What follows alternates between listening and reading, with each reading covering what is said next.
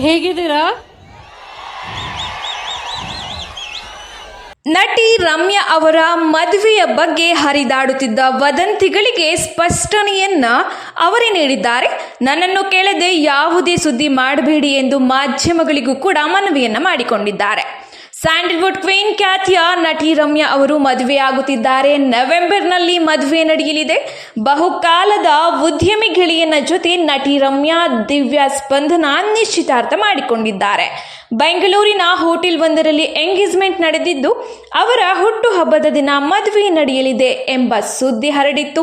September 8ರಂದು ನಟಿ ರಮ್ಯಾ ಅವರು ಆಪ್ತರೊಬ್ಬರ ಕಾರ್ಯಕ್ರಮದಲ್ಲಿ ಕಾಣಿಸಿಕೊಂಡಾಗ ಸುದ್ದಿ ಹಬ್ಬಿತ್ತು. ಈ ಸುದ್ದಿ ಹಬ್ಬಿದಾಗ ಬಹಳಷ್ಟು ಮಂದಿ ಸೋಷಿಯಲ್ ಮೀಡಿಯಾಗಳಲ್ಲಿ ಕೂಡ ಚರ್ಚೆ ಮಾಡತೊಡಗಿದರು.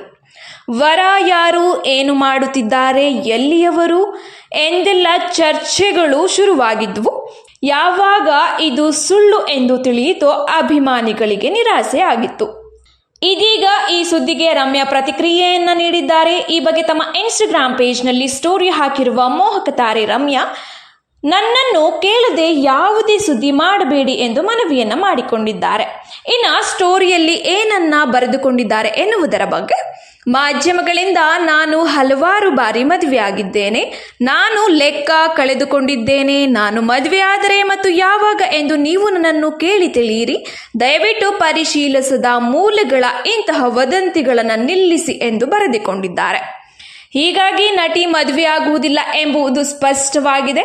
41 ವರ್ಷದ ನಟಿ ರಮ್ಯಾ ಅವರು ಕನ್ನಡದಲ್ಲಿ 1 ದಶಕಗಳಿಗೂ ಹೆಚ್ಚು ಕಾಲ ಸ್ಟಾರ್ ನಟಿಯಾಗಿ ಮೆರೆದವರು.